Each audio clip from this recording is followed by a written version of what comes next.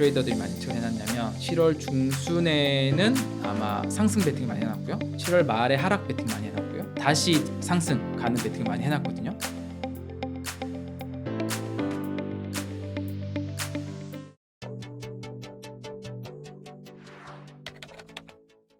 비트코인 대비해서 가격 계속 빠지긴 했는데 견고해 보긴 했나봐요. 네, 이더리움은 지금 이제 한 7월 일단 전문가들 예상으로는 한 7월 중순 이전에 아마 승인될 가능성이 높다라는 게 일단 중론인 것 같아요. 사실 비트코인이 이 트로이의 목마 역할을 한 것 같아요. 비트코인 한 거의 10년 걸려서 ETF 승인됐는데 이더리움은 이제 비트코인 승인된 다음 5개월 만에 지금 바로 승인 앞두고 있잖아요. 그래서 최근에 이제 뭐 관련해서 많은 리서치들이 나오고 있는데 보면 비트코인이 아까 보면 5개월 동안 순유입이 150억 달러 정도 되거든요. 그래서 이더리움은 얼마 정도 5개월 동안 동일 기간 동안 유입이 될까 이런 전망들이 궁금하잖아요. 비트코인 대비해서.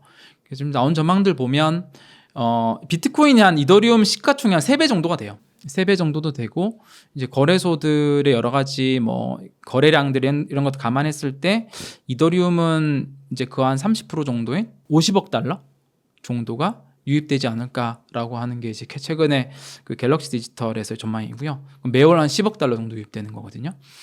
물론 이제 그런 것도 있어요. 그 좀 유인이 약하다라는 좀 전망도 있어요. 유인이 약하다라는 전망이 가장 큰 저거는 비트코인을 이제 실제 이렇게 구매를 하는 거랑 그냥 ETF를 사는 거랑 물론 ETF 약간의 수수료가 있죠. 비용들이 녹아 들어가 있으니까 큰 차이가 없어서 그냥 ETF를 사는 경우가 좀 있긴 한데 이더리움 같은 경우는 이더리움이 현재 ETF는 스테이킹이 안 되는 옵션이거든요. ETF가 그래서 그 그레이스킬에서 가지고 있던 이제 ETF 이더리움 물량이 있어요. 신탁으로 그 물량이 빠져나와서 ETF로 그냥 들어가기에는 그 스테이킹이 되는 이제 플랫폼에 넣으면 연 5에서 7% 정도의 이더리움이 보상으로 주어지니까 ETF를 그냥 사는 것에 대한 유인이 좀 약해서 유입이 좀 작지 않을까? 이런 우려도 존재를 해요. 그리고 뭐 두 가지겠죠. 비트코인보다는 확실히 내러티브 약하니까. 비트코인은 디지털 금이니까 뭐 어떤 글로벌적인 지정학적 이슈나 인플레이션 해지나 여러 가지 용도로 이제 기관들이 쉽게 참여할 수 있었다면 이더리움 같은 경우는 이제 그런 비트코인이 가진 그런 정체성은 없잖아요. 어떤 플랫폼으로서. 물론 이제 뭐 자산을 토큰화하는 데 가장 많이 쓰이는 플랫폼이라는 내러티브에 자리 잡으면 훨씬 더 앞으로도 있을 수 있긴 하는데 그런 어떤 비트코인보다는 뭔가 스토리에 되게 약한 부분이 있어서 두 가지 이유 때문에 생각보다 유입이 작지 않을까라고 하는 전망이 있고요. 이제 그런 것들 좀 포함해서 현재 이제 뭐 갤럭시 디지털이 그래도 가장 좀 여러 가지 근거로 나온 게 한 50억 달러 정도, 3분의 1 정도 이렇게 좀 예측을 하는 것 같습니다. 그 이제 스테이킹이라고 하면 이제 뭐 이 개념에 대해서 이제 좀 헷갈리시는 분이 있을 수 있을 것 같은데, 그러니까 우리가 이제 블록체인이란 네트워크를 운영하기 위해서는 그 블록체인의 어떤 데이터를 검증해주고 이걸 저장해주는 노드라는 주체가 존재해요. 근데 그 노드는 그 블록체인 네트워크에 참여하기 위해서는 여러 가지 블록체인들이 있잖아요. 블록체인마다 이제 룰들이 다 다르게 있어요. 이더리움 블록체인 같은 경우는 32 이더리움 이상을 보유한 노드만 참여할 수 있는 거죠. 검증인으로 참여를 하면 보상이 주어지는 거죠. 너희가 이제 우리 네트워크에 검증인으로 참여했기 때문에 네트워크에서 이더리움을 이제 보상으로 줄게. 그게 또 이제 그 스테이킹한 이더리움, 검증 참여한 이더리움이 또 비례해서 나오긴 하거든요. 그게 이제 블록체인 네트워크가 운영되기 위해서 어떤 그 블록체인 네트워크에 그 이더리움을 맡기고 그에 따른 보상을 받는 이런 구조로 생각해도 되는데, 이제 그게 스테이킹인데 이더리움 ETF가 나오면 운용사들이 이더리움을 이제 갖게 되잖아요. 고객이 ETF를 통해서 구매한 이더리움만큼 운용사들이 이제 실제 이더리움을 구매를 해야 되니까. 근데 그 이더리움을 보유하고 있으면 이거를 스테이킹으로 만약 활용하면 추가적인 이자 개념의 이더리움 확보를 할 수 있는 거죠. 보상을 받으니까. 근데 그 스테이킹 기능을 ETF에서는 이제 하지 않는 거니까 당연히 이제 그 ETF를 구매한 사람들도 그런 추가적인 보상을 못 받는 거죠. 그래서 메리트가 떨어지는 부분이 있는데, 근데 이게 이제 최근에 이제 일어난 일들과 좀 이제 좀 연결해서 보면 그 최근에 이제 SEC가 그 컨센시스를 기소를 했거든요. 컨센시스는 이제 메타마스크라고 하는 지갑을 운영하는 굉장히 큰 이제 이더리움 기술 회사이죠. 근데 이 메타마스크에 어떤 이제 그 기소 항목을 넣냐면, 메타마스크 지갑이 리도 플랫폼 또는 이제 그 로켓풀이라고 하는 플랫폼이 있거든요. 여기서 얘네들이 이더리움 스테이킹을 해주는 플랫폼이에요. 근데 이더리움 스테이킹을 하기 위해서 메타마스크 지갑을 연결해서 하거든요. 그래서 너네들이 그런 이제 미등록 증권을 이 지갑을 통해서 연결해주는 그런 역할을 했기 때문에 너희를 기소한다 이렇게 된 거예요. 근데 리도 같은 이제 스테이킹 플랫폼 자체를 기소하진 않았어요. 근데 이걸 지금 이제 중간에서 메타마스크 지갑이 그 역할을 한다고 해서 기소를 한 거거든요. 다시 들여다보면 이 스테이킹 플랫폼에 대한 그 규제라고 볼 수 있어요. 그러면 이제 SEC가 이런 스테이킹 플랫폼에 대한 기소 처음이냐? 아니 크라켄도 기소를 했고요. 그래서 크라켄은 이제 얘네들이 그 거래소에 스테이킹 기능 제공하잖아요. 그래서 이 기소받고 아마 벌금 물고 스테이킹 중지를 했고요. 코인베이스도 이제 이런 미등록 증권 스테이킹 플랫폼 제공했다고 또 기소 당했었어요. 어떻게 보면 모양이 ETF는 현재 이제 이더리움 스테이킹을 지금 할 수 없는 이제 기능으로 출시를 한 거고요. 그러면 이제 ETF 아닌 외부의 이제 스테이킹 플랫폼에 대한 뭔가 증권성에 대한 시비를 걸면서 기소를 하는 이런 이제 좀 약간 모양새가 만들어지는, 그래서 의도를 했는지 아닌지 모르겠습니다만 그리고 그런 모양 좀 가고 있다. 원래 그 이더리움의 그 백사상의 로드맵에서도 POW를 POS로 가는 전환이었고요. 아마 이더리움 자체가 그 POS 방식을 한 것에 대한 저거는 2.0이죠. 그러니까 POS 하는 게 이더리움 2.0인데 이거는 지난번에 어느 정도 조사가 좀 종결됐다라는 뉴스도 막 나오고 했었거든요. 문제는 이제 그런 것들을 중간에 해주는 어떤 플랫폼들, 얘네들에 대한 공격이기 때문에 이것도 또 뭐 사실 또 법원 또 판결이 되고 하면 어떻게 전개될지 모르겠습니다만, 지금은 이제 SEC가 이쪽을 타겟으로 굉장히 많이 좀 공략을 하고 있다 이렇게 좀 볼 수 있을 것 같아요. 이게 그 원래 비트코인과 이더리움은 완전 이제 별개의 성격의 자산이라고 볼 수도 있거든요. 뭐 채굴 방식도 그렇고요. 탈중앙화적인 면에 있어서도 어떤 면에서 완전히 다르죠. 비트코인이 됐다고 해서 뭐 솔라나는 다른 암호화폐가 되는 구조는 전혀 아니긴 한데, 이더리움이 이제 승인이 되면 사실 솔라나든 이더리움 수준의, 또 이더리움보다 좀 못 미치는 정도의 탈중앙을 가지고 있는 플랫폼들은 글쎄요 계속 ETF에 대한 시도가 나올 것 같은데요. 그리고 물론 이제 이게 쉽게 승인은 안 될 거겠죠. 쉽게 승인은 안 되겠지만 뭐 어떤 정치적인 영향이든 또는 이런 운용사들이 이번에도 사실 뭐 안 되더라도 신청을 할 수 있잖아요.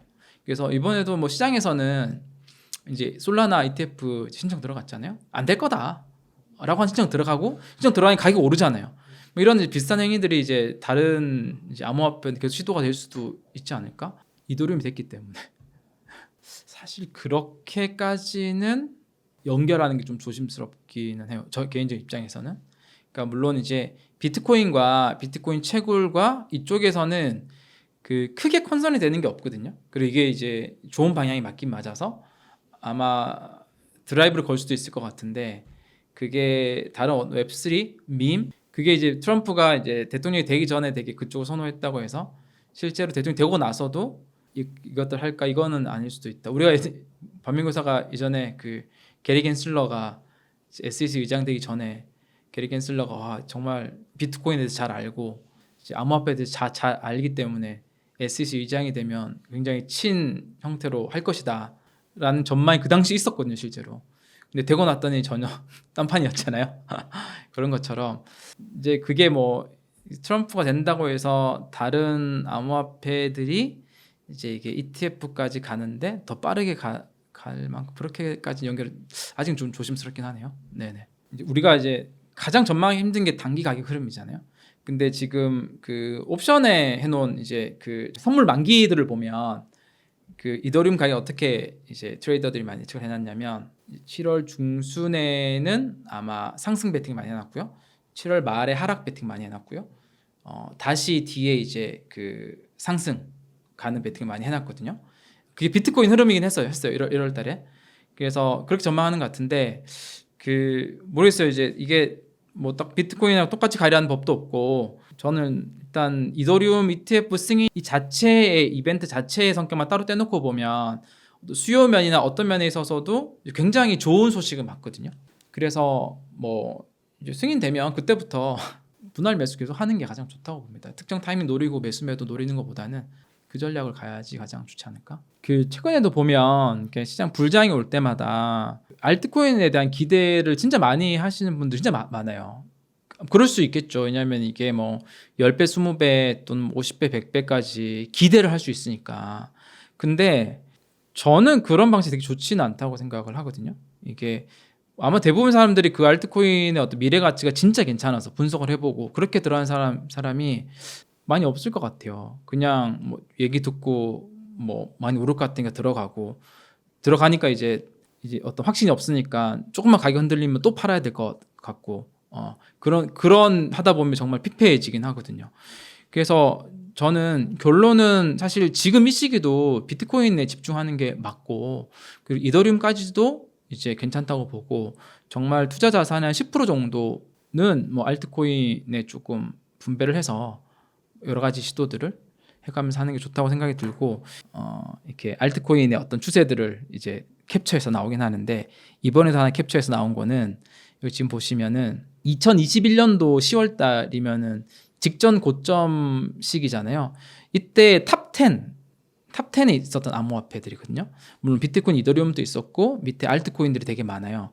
바이낸스, 카르다노도 있었고 XRP도 있고 폴카닷도 있고 뭐 도지, 뭐 유니스왑, 아발란체 여러 코인들이 있는데 얘네들이 비트코인 대비해서 어떤 퍼포먼스를 냈는지를 한번 이제 제가 캡처해서 가져왔는데 쓱 한번 보면 비트코인 같은 경우는 이제 달러 기준으로 비트코인은 계속 변동성은 크지만 계속 우상향해 나가는 모습들을 그리고 있어요. 이게 되게 중요한 모습이라 보고 여기 지금 XRP 같은 경우는 이제 2018년도부터 보면 이 비트코인 대비해서 XRP거든요. 거의 바닥이죠. 이게 제가 퍼센테이지로 굳이 지금 계산 안 하더라도 거의 한 90% 이상 비트코인 대비해서는 마이너스 볼 수 있고 거의 바닥으로 가는데 우하향에서 바닥이에요. 그러니까 이게 뭐 XRP가 지금 당장 좋냐 안 좋냐라고 물어봐서 뭐 이거를 어떤 근거를 얘기하는 것보다 과거의 추세를 보면 이게 되게 정확한 값인 거죠. 장기간 동안 이 자산이 어떻게 시장 평가를 받고 있는지. 한때 되게 뭐 일론 머스크가 보유해서 정말 확신 갖고 많이 이 자산 도지코인 같은 경우도 보면은 2021년도 이후로 비트코인 대비해서는 거의 90% 이상 빠진 가격이에요. 그 폴카닷도 이제 2021년도에 굉장히 많이 주목을 받았던 그 탑10 안에 들어갔잖아요. 이것도 보면 이 자산도 보면 거의 우하향으로 내려가죠. 제가 이거 탑10만 고른 거예요. 탑10이라고 하면 그 당시에 계속 엄청나게 좋은 요소들이 많았던 코인인 거죠. 탑10 뒤에는 뭐 말할 것도 사실 없겠죠. 에이다, 카르다노 같은 경우도 여전히 굉장히 많은 팬들이 있는 걸로 알고 있는데 이것도 시기를 넓혀서 보면 이게 장기간 하락이에요. 그러니까 이게 장기간 거의 80% 90% 하락하는 자산을 내가 투자를 해서 투자에 좋은 성과를 내는 게 진짜 어려워요. 우상향하는 것도 수익 내기가 계속 수익 못 내는 사람도 있는데 우하향하는 자산은 정말 수익 내기 쉽지 않습니다. 아주 드문 사람이 진짜 바닥에 이제 재수 좋게 본인이 뭔가 이제 계시를 받았거나 뭔가 확신이 있거나 남들이 아무도 안 사는 바닥에 다 포기할 그때 혹시 딱 들어갔다 갑자기 상승하면 운으로 돈을 벌 수는 있긴 하겠네요. 근데 그렇지 않으면 하향입니다. 아발란체 그 당시 굉장히 주목받았던 그 당시에 이제 이게 뭐 약자가 있었는데 아발란체, 테라 몇 개 네 가지가 있었어요. 네 가지가 있었어요. 되게 유명했던 알트코인들. 아발란체도 그 중에 하나인데 이것도 보면 계속 우하향이잖아요. 뭐 테라는 루나는 그것도 탑 10에 있었는데 차트가 없어져서 가져올 수가 없었어요. 뭐 아시다시피 이제 없어졌죠. 그 코인은. 유니스왑 같은 경우도 디파이에서 덱스에서는 거의 뭐 가장 잘하고 있는 플랫폼인데 불구하고 비트코인 대비해서는 뭐 하향하죠. 뭐 이더리움 다른 것에 비해서는 하락폭이 적긴 하지만 역시 2021년도 이후로 비트코인 퍼포먼스를 넘어서지 못하고 있긴 합니다.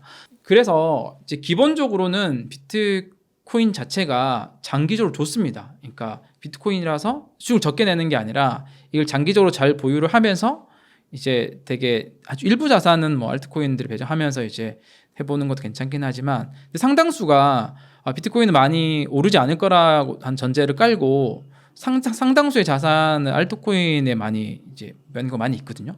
그리고 알트장이 온다.